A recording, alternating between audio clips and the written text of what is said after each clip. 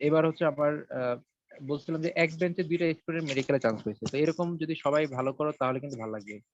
তো পড়াশোনাটা এরকম হইতে হবে যেন হচ্ছে আমরা ফাইনাল যে টার্গেট সেটা যেন অ্যাচিভ করতে পারি। মানে আমরা কলেজে ভালো করলাম, সব সব জায়গায় ভালো করলাম, কিন্তু জায়গা মতো গিয়ে গোল দিতে পারলাম না, তাহলে কিন্তু হবে না। মানে ওরকম করে টার্গেট করে পড়ো যেন হচ্ছে ফাইনাল যে জায়গাটা, আসল জায়গাটা যেন হচ্ছে ওই জায়গায় হিট করতে পারি। ওরকম ভাবে পড়াশোনা করো, ঠিক আছে? সব সাবজেক্ট খুব সিরিয়াসলি পড়াশোনা করো, তাহলে ইনশাল্লাহ ভালো কিছু হবে। তো আমরা হচ্ছে আজকে অধ্যায় 4 শুরু করব। অধ্যায় 4 হচ্ছে এইচটিএমএল। তো এই অধ্যায় 4-এর মধ্যে আমরা হচ্ছে আমাদের অধ্যায়ের যে নামটা সেটা হচ্ছে ওয়েব ডিজাইন পরিচিতি ও এইচটিএমএল। ওয়েব ডিজাইন পরিচিতি ও এইচটিএমএল। এখানে যেহেতু পুরোটাই হচ্ছে কোডিং এর বিষয়, তো সেক্ষেত্রে আমরা হচ্ছে এগুলা মোবাইলে প্র্যাকটিস করতে পারবো, এই জন্য পড়াটা ইন্টারেস্টিং হবে। এই অধ্যায়টা অনেক ইন্টারেস্টিং। মানে এখানে মুখস্থ তেমন কিছু নাই, সবই হচ্ছে মানে বুঝে বুঝে প্র্যাকটিস করার বিষয়, সব কোডিং। তো আমাদের আজকের যে অধ্যায়টা প্রথম ক্লাসে আমরা হচ্ছে কয়েকটা জিনিস দেখবো। এইচটিএমএল কোথায় থাকে, কি কাজে লাগে, এগুলো আমরা দেখবো। এটার হিস্ট্রিটা জানবো। তারপর হচ্ছে এইচটিএমএল সম্পর্কে পড়াশোনা করব। তো এইচটিএমএল টা কোথায় কাজে লাগে, কিভাবে থাকে, সেটা দেখার জন্য আমি জাস্ট একটা ব্রাউজার ওপেন করছি। তো একটা ব্রাউজার আমি ওপেন করছি। ওই ব্রাউজার থেকে আমরা একটু দেখে আসি। তো এইচটিএমএল মানে হচ্ছে, এটার পূর্ণরূপ হচ্ছে হাইপার টেক্সট মার্কআপ ল্যাঙ্গুয়েজ। আমি বলে লিখে দিচ্ছি, হাইপার টেক্সট মার্কআপ ল্যাঙ্গুয়েজ। তো সবাই হচ্ছে তাড়াতাড়ি করে লিখে নেই। এইচটিএমএল এর পূর্ণরূপ হচ্ছে হাইপার টেক্সট হাইপার টেক্সট।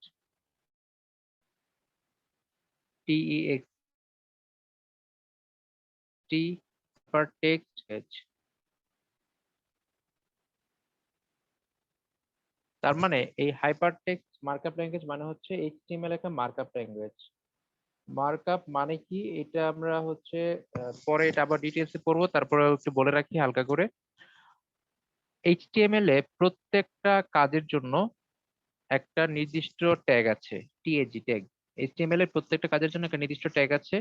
এই জন্য এটাকে মার্কআপ ল্যাঙ্গুয়েজ বলা হয়। প্রত্যেকটা কাজের জন্য ইন্ডিভিজুয়াল কাজের জন্য আলাদা আলাদা ট্যাগ আছে, এই জন্য এটাকে বলা হয় মার্কআপ ল্যাঙ্গুয়েজ। তাহলে এইচ মানে হচ্ছে হাইপার, টি মানে হচ্ছে টেক্সট, এম হচ্ছে মার্কআপ, আর এল হচ্ছে ল্যাঙ্গুয়েজ। এটা নিয়ে হচ্ছে এইচটিএমএল। তো এই যে এইচটিএমএল টা, এইটা হচ্ছে আমরা বোঝার জন্য আমি তোমাদের সাথে একটা শেয়ার করছি, ব্রাউজার একটা পেজ শেয়ার করছি। এই যে এইখানে ধরো আমি কোনো একটা পেজ বা কোনো একটা ওয়েবসাইট হচ্ছে সার্চ করব, ঠিক আছে? কোনো একটা ওয়েবসাইট সার্চ করব, ধরো আমরা হচ্ছে ডেইলি স্টার। ডেইলি স্টার যে পত্রিকাটা আছে, আমরা হচ্ছে বাংলাদেশের যে একটা ইংরেজি পত্রিকা আছে ডেইলি স্টার, এটা আমি ডেইলি স্টার লিখে সার্চ করলাম। তো ডেইলি স্টার লিখে সার্চ করার পরে একটা পেজ আসছে, মানে একটা ওয়েবসাইট আসছে, সহজ কথা একটা ওয়েবসাইট আসছে। ওই ওয়েবসাইটটার নাম হচ্ছে দ্য ডেইলি স্টার। এখন এই ওয়েবসাইটের বিভিন্ন পেজ আছে, দেখো এখানে ছবি আছে, মানে আজকের একটা পত্রিকা আছে, এখানে একটা আর্টিকেল আছে, ঠিক আছে? বিভিন্ন ধরনের নিউজ আছে। তো এই যে ওয়েবসাইটটা আমরা দেখতে পাচ্ছি, এখানে অনেকগুলো পেজ আছে ওয়েবসাইটে। এই যে ওয়েবসাইটটা, এই ওয়েবসাইটটা তৈরি করতে গেলে আমরা হচ্ছে এইচটিএমএল ব্যবহার করি। মানে অর্থাৎ ওয়েবসাইটের তৈরির পিছনে অন্যতম একটা ইয়ে হচ্ছে এইচটিএমএল।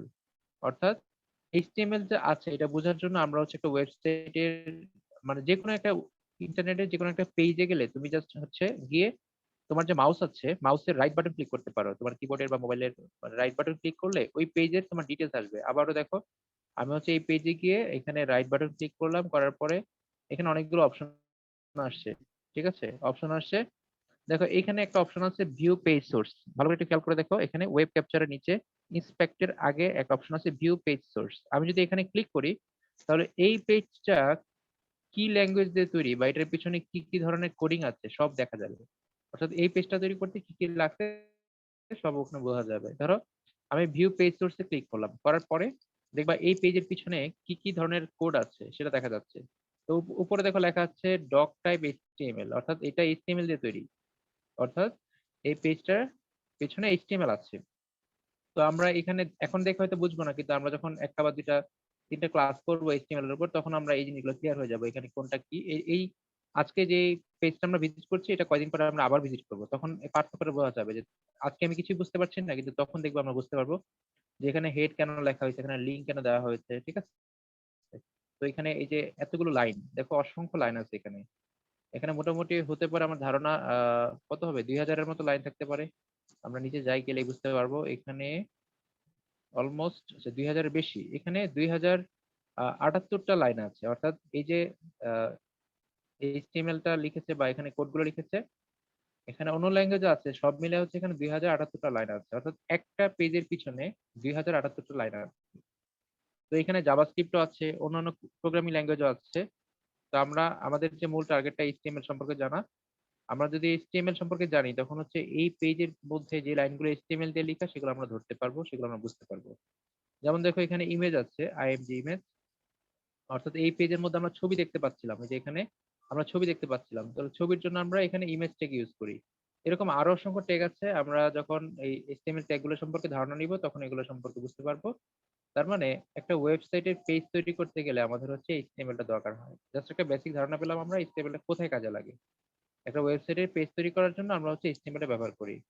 তো এইচটিএমএল এর যদি আমরা ইতিহাস ঘাটি, পিছনে যদি যাই, তাহলে আমরা দেখবো হচ্ছে এইচটিএমএল এর যে আবিষ্কারক, ওনার নাম হচ্ছে টিম বার্নার্স। এটা কিন্তু ইম্পর্টেন্ট, এমসিকিউতে আসে। এইচটিএমএল আবিষ্কারক হচ্ছে টিম বার্নার্স লি। তো স্যার ইনি হচ্ছেন টিমোথি জন না? আবার একটু বলো। টিমোথি জন শুনতে পাই, বার্নার্স এরকম না?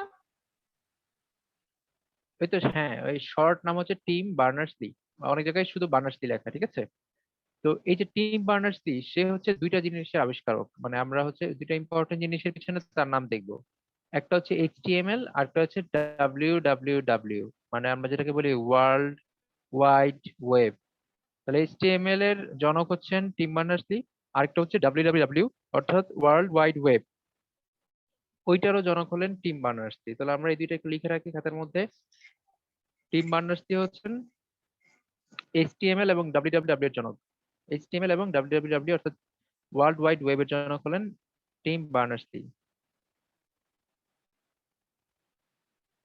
এখন এই এইচটিএমএল এর যে ব্যাকগ্রাউন্ডটা, মানে আবিষ্কার হয়েছে কিভাবে বা এটা কিভাবে আসছে, এটা জানার জন্য আমরা জাস্ট একটা স্যার উনি কি এইচটিএমএল এর জনক না আবিষ্কারক?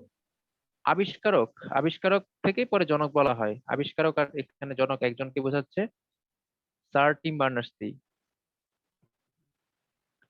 তো ইনি প্রথম 1989 সালে, সালটা ইম্পর্টেন্ট, উনি প্রথম হচ্ছে 1989 সালে, 1989 উনি একটা ধারণা দেন। ধারণাটা হচ্ছে এরকম যে, মনে করো হচ্ছে একসাথে তো আমাদের সবার কাছে কিছু ফাইল আছে, ঠিক আছে, আমাদের কাছে কিছু ডকুমেন্ট আছে, আমাদের সবার কাছে একসাথে অনেকগুলো ডকুমেন্ট আছে। এখন যার যার ডকুমেন্ট যার যার কাছে। তো উনি প্রথমে একটা ধারণা দেন বা একটা আইডিয়া দেন যে এরকম যদি কিছু করা যায় যে আমাদের সবার কাছে যে ডকুমেন্ট গুলো আছে, ধরো তোমার কাছে কিছু ইমেজ আছে, কিছু ছবি আছে, কিছু টেক্সট আছে, আমার কাছে কিছু আছে, আরেকজনের কাছে কিছু ভিডিও আছে, মানে এই যে অডিও ভিডিও টেক্সট এগুলোকে বলা হয় মাল্টিমিডিয়া। হ্যাঁ, এই যে কন্টেন্ট গুলো, টেক্সট অডিও ভিডিও ছবি, এই সবগুলোকে বলা হয় মাল্টিমিডিয়া। তিনি একটা ধারণা দিলেন যে এরকম বিভিন্ন মানুষের কাছে বিভিন্ন যে তথ্য আছে, এই সবগুলো তথ্য যদি শেয়ার করা যেত, মানে সবাই যদি সবার তথ্যগুলো ব্যবহার করতে পারতো, তাহলে খুব চমৎকার কিছু একটা হইতো। তো ওই কনসেপ্ট থেকে উনি হচ্ছে প্রথম আবিষ্কার করেন বা তৈরি করেন হচ্ছে ওয়ার্ল্ড ওয়াইড ওয়েব, ডাব্লিউ। যেখানে কি করা হলো, সেখানে হচ্ছে অনেকগুলো ডকুমেন্টকে ইন্টারলিঙ্ক করা হলো, অনেকগুলো ডকুমেন্টকে কানেক্টেড করা হলো। কানেক্ট করার ফলে কি লাভ হলো? লাভটা হচ্ছে অনেকগুলো মানুষ একসাথে, যার যার সবাই সবার ডকুমেন্ট গুলো ব্যবহার করতে পারছে। ওই ডকুমেন্ট গুলো একসাথে করার পরে আস্তে আস্তে হচ্ছে এই মানে আমরা ওয়েবসাইটের যে কনসেপ্টটা, সেই কনসেপ্টটা হচ্ছে আমরা হচ্ছে পাই। তো অর্থাৎ প্রথম দিকে হচ্ছে জাস্ট কিছু ডকুমেন্ট শেয়ার করার জন্য উনি ডাব্লিউ তৈরি করছেন, সেখান থেকে আস্তে আস্তে ওইটা তৈরি করতে গেলে এইচটিএমএল টা দরকার হয়েছে। তারপর হচ্ছে আস্তে আস্তে আমরা ওই বিস্তৃত ভাবে ওয়েবসাইট, তারপর ইন্টারনেটের আরো ইউজ, মানে অ্যাপ্লাই, এটা ওনার কারণে সম্ভব হয়েছে। যদিও আমরা পড়েছিলাম যে ইন্টারনেট আসে হচ্ছে 1969 সালে, প্রথম ইন্টারনেট কত সালে আসে, 1969 সালে, 1969-এ। তো তখন 1969 সালে ইন্টারনেট আসার পরে তখন কিন্তু সেটা মানুষের কাছে ওরকম ভাবে যায় না, এটা অনেক পরে হচ্ছে মানুষের কাছে গেছে। তো মানুষের কাছে ইন্টারনেট যাওয়ার একটা অন্যতম কারণ হচ্ছে এই যে ডাব্লিউ বা ওয়ার্ল্ড ওয়াইড ওয়েব আবিষ্কারের কারণ। এটা হচ্ছে একটা অন্যতম কারণ, না হলে ইন্টারনেট এত জনপ্রিয় হইতো না। তো ইন্টারনেট জনপ্রিয় হওয়ার পিছনে এই যে অনেকগুলো সার্চ ইঞ্জিন, ঠিক আছে, অনেকগুলো ব্রাউজার, এইসব গুলো হচ্ছে মানুষ যখন ব্যবহার করা শুরু করলো, তখন হচ্ছে ইন্টারনেটটা আস্তে আস্তে সবার কাছে জনপ্রিয় হওয়া শুরু করলো। তাহলে আমাদের এই অধ্যায়টা আমরা মূলত যে জিনিসটা ফোকাস করব সেটা হচ্ছে, আমাদের এই অধ্যায় মূলত আমরা ওয়েব ডকুমেন্ট নিয়ে কাজ করব। আমরা হচ্ছে ওয়েব ডকুমেন্ট তৈরি করব। তাহলে ওয়েব ডকুমেন্ট তৈরি করে সেগুলো জোড়া লাগিয়ে তারপর হচ্ছে আমরা ওয়েবসাইট তৈরি করব। মূলত আমাদের অধ্যায়টা হচ্ছে ওয়েবসাইট। ওকে, আমাদের অধ্যায় হচ্ছে মূলত ওয়েবসাইট নিয়ে। তো আমরা প্রথমে ওয়েবসাইট কি সেটা একটু লিখে ফেলি। আমাদের অধ্যায়ের নামই হচ্ছে ওয়েব ডিজাইন পরিচিতি এবং এইচটিএমএল, এটা হচ্ছে অধ্যায়ের নাম, ওয়েব ডিজাইন পরিচিতি। আর ওয়েব ডিজাইন করতে গেলেই আমার এখানে ওয়েবসাইটটা আসবে। তো ওয়েবসাইট কি সবাই একটু লিখে ফেলি, সবাই খাতায় লিখি ওয়েবসাইটের সংখ্যাটা। আচ্ছা লিখো, কতগুলো ওয়েব পেজকে একত্রে ওয়েবসাইট বলে? কতগুলো ওয়েব পেজকে একত্রে ওয়েবসাইট বলে? কতগুলো ওয়েব পেজকে একত্রে ওয়েবসাইট বলে? কতগুলো ওয়েব পেজকে একত্রে ওয়েবসাইট বলে?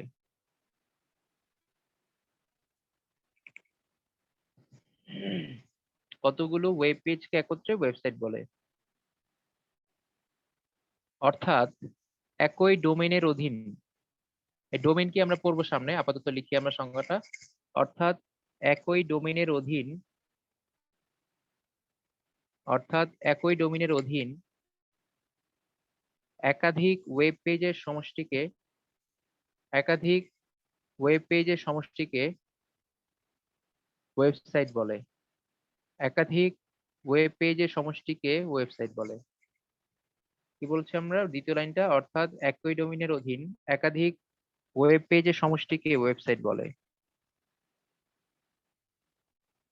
তাহলে আমরা সংজ্ঞাটা এখান থেকে কি বুঝতে পারছি? সংজ্ঞাটা হচ্ছে কতগুলো ওয়েব পেজকে একত্রে ওয়েবসাইট বলে। আমরা এটাকে একটা খাতার সাথে বা একটা বইয়ের সাথে কম্পেয়ার করতে পারি।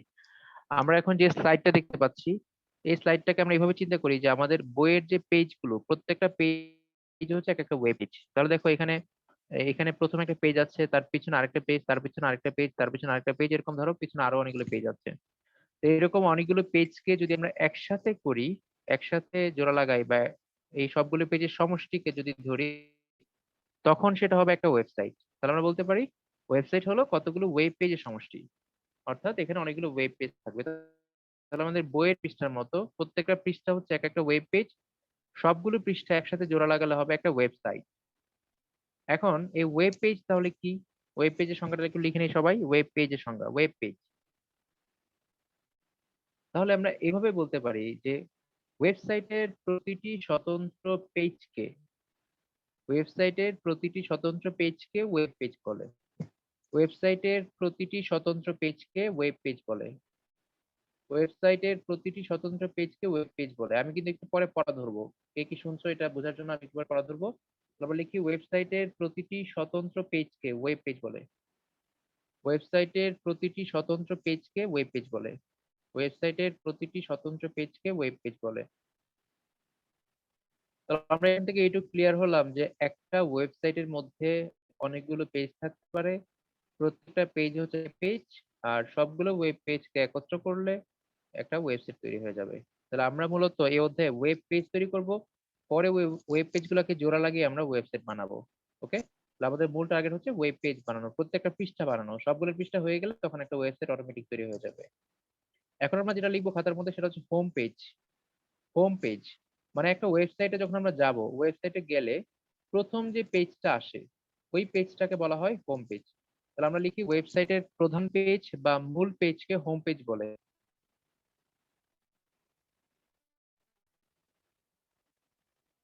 ওয়েবসাইটের প্রধান পেজ বা মূল পেজকে হোম পেজ বলে।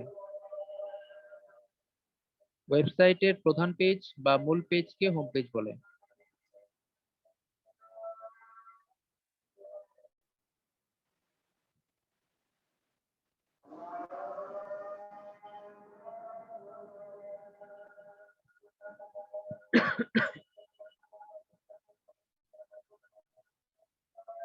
স্যার চ্যাপ্টার 2 কি শেষ? না, চ্যাপ্টার 2 শেষ না, ঠিক শেষ না, টুকটাক কিছু জিনিস বাকি আছে। মানে ওই যে টোপোলজি গুলো? হ্যাঁ, টপোলজি গুলো আর হচ্ছে নেটওয়ার্ক, যে লেন মেন পেন। আর চ্যাপ্টার 1 তো আগেই শেষ, আর খালি চ্যাপ্টার 2 এর ওইটুকু আর চ্যাপ্টার 3 বাকি অল্প একটু। হ্যাঁ, আমরা 4টা শেষ করে ফেলবো লকডাউনে, এটা আমাদের টার্গেট।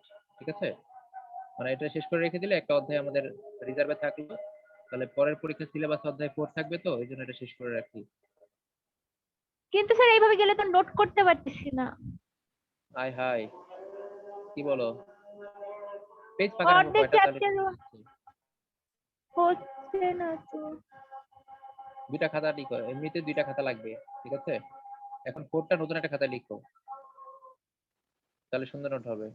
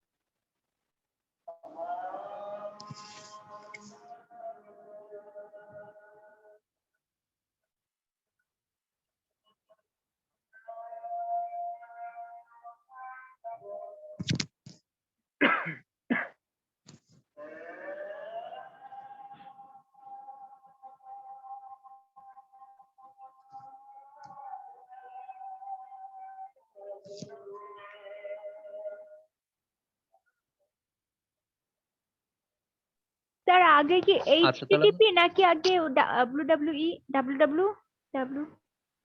ডাব্লিউ আগে আসছে, তার কিছুদিন ওই সময় আর কি আবার এইচটিএমএল টা আসছে, ঠিক আছে? কিন্তু স্যার প্রায় একই বইতে তো সময়। বলা আছে, বইতে তো বলা আছে 89-এ এইচটিটিপি আবিষ্কার করছে, তারপর হচ্ছে 92-তে এইচটিটিপি না, ডাব্লিউডাব্লিউ। এইচটিএমএল, ঠিক আছে? ওই প্রথম যে এইচটিএমএল এর যে কনসেপ্টটা, এটাই আসলে ডাব্লিউ, ঠিক আছে? এটা পরবর্তীতে গিয়ে হচ্ছে ওই রকম কি বলে অফিসে, কিন্তু ওই কনসেপ্টটা আসলে ডাব্লিউ কনসেপ্ট। এইচটিএমএল ইউজ করতে পারবো না ওই কনসেপ্ট। যেটা বলছিলাম, হোম পেজ আমরা কি লিখছি, যে হোম পেজ হচ্ছে একটা মূল পেজ।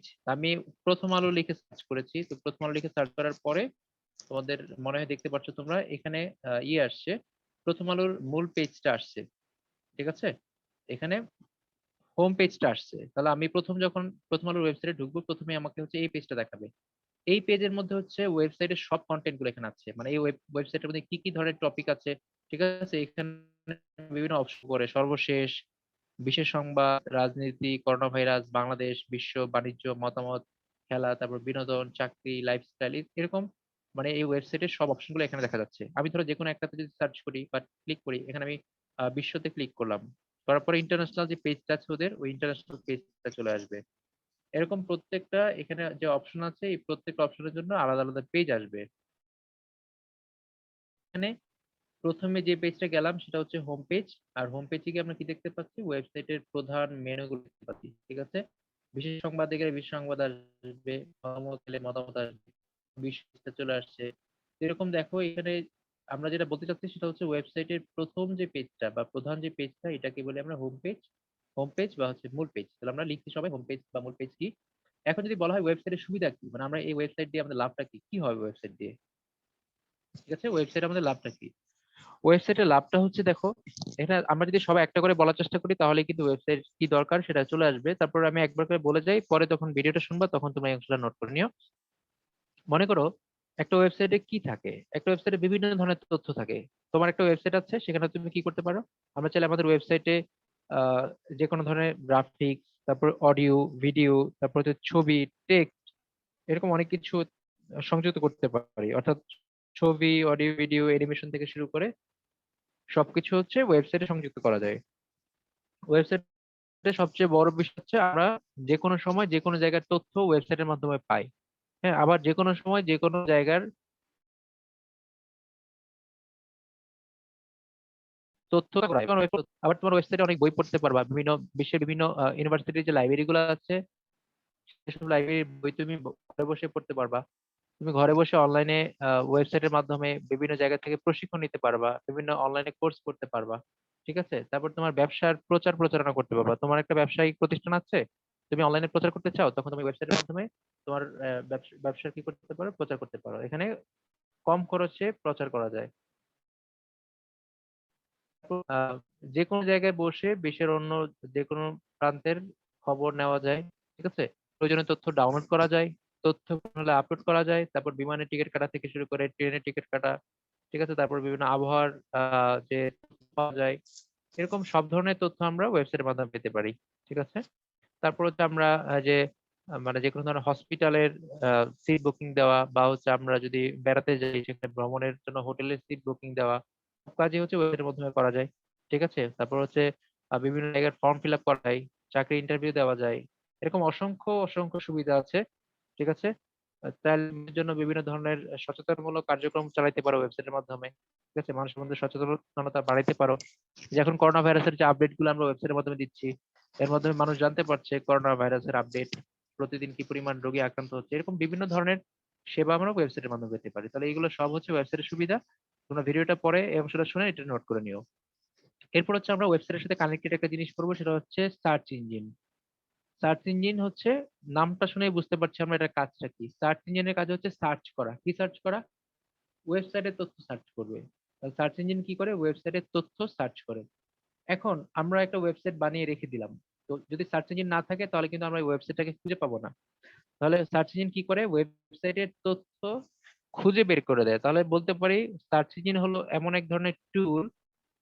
সবাই লিখতে পারি আমরা সার্চ ইঞ্জিনের সংজ্ঞাটা। সার্চ ইঞ্জিন হলো এমন এক ধরনের টুল, সার্চ ইঞ্জিন হলো মানে এক ধরনের টুল, হলো এমন এক ধরনের টুল যার সাহায্যে ইন্টারনেটের অসংখ্য সার্ভার থেকে যার সাহায্যে ইন্টারনেটের অসংখ্য সার্ভার থেকে যার সাহায্যে ইন্টারনেটের অসংখ্য সার্ভার থেকে যে কোনো তথ্য সহজেই খুঁজে পাওয়া যায়। যার সাহায্যে ইন্টারনেটের অসংখ্য সার্ভার আরেকবার। থেকে সার্চ ইঞ্জিন হলো এমন এক ধরনের টুল যার সাহায্যে ইন্টারনেটের অসংখ্য সার্ভার থেকে যার সাহায্যে ইন্টারনেটের অসংখ্য সার্ভার থেকে যে কোনো তথ্য সহজেই খুঁজে বের করা যায়। যে কোনো তথ্য সহজেই খুঁজে বের করা যায়। আবার বলছি আমি, সার্চ ইঞ্জিন হচ্ছে এমন এক ধরনের টুল যার সাহায্যে ইন্টারনেটের অসংখ্য সার্ভার থেকে যে কোনো তথ্য সহজেই খুঁজে বের করা যায়। এখন তোমাদের মধ্যে কেউ কি আছো যে কয়েকটা সার্চ ইঞ্জিনের নাম বলতে পারবা যেটার সাহায্যে আমরা ওয়েবসাইট সার্চ করি? গুগল। আচ্ছা, আমি সবার কাছ থেকে মিলে অন্তত 5-6টা নাম শুনতে চাই। এখানে আমরা 9 জনের মতো, আমি বাদে 9 জন আছো, 9 জনের কাছ থেকে একটা করে নাম শুনতে চাই। তো সবাই ঝটপট করে সার্চ ইঞ্জিনের নাম বলো, অথবা কমেন্টে লিখে দিতে পারো। Sir Yahoo. আচ্ছা তাসনিম মনে আচ্ছা তাসনিম বলেছে গুগল, তৃপ্তি বলেছে ইয়াহু। আচ্ছা তারপরে বাকিরা? আচ্ছা বিং, বিং বলেছে একজন, আরেকজন বলেছেন নাফিস বলেছে সাফারি। আর কেউ? স্যার পিপিলিকা। অ্যামাজন অনেক আছে। পিপিলিকা। আচ্ছা একজন বলেছে অ্যামাজন। তারপরে বাকিরা আর কেউ?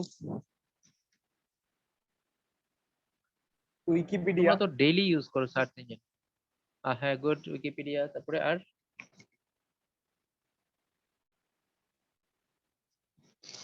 আচ্ছা তো দেখো, সার্চ ইঞ্জিন হলো কি, তথ্য খুঁজে বের করে। আচ্ছা তো আমরা একটু সার্চ ইঞ্জিনের নাম সবাই আমরা জানি। কমন সার্চ ইঞ্জিন গুলো হচ্ছে গুগল হচ্ছে সবচেয়ে কমন, গুগল আছে, ইয়াহু আছে, ঠিক আছে, বিং আছে, এগুলো একেবারে কমন। তারপর ask.com আছে, এটা ইদানিং খুব ব্যবহার করছে মানুষ, ask.com। তারপর এমএসএন আছে, ঠিক আছে, এমএসএন আছে, অ্যাবাউট আছে, তো অনেকগুলো আছে, Google, Yahoo, ask, MSN, being, about, এরকম আরো আছে। স্যার কিন্ডল ঠিক আছে, কি? এখানে হচ্ছে বাইডু আছে।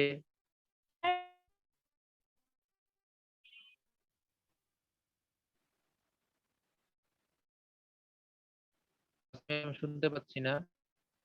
স্যার কিন্ডল তাসনিম তোমার সাউন্ড আসছে না।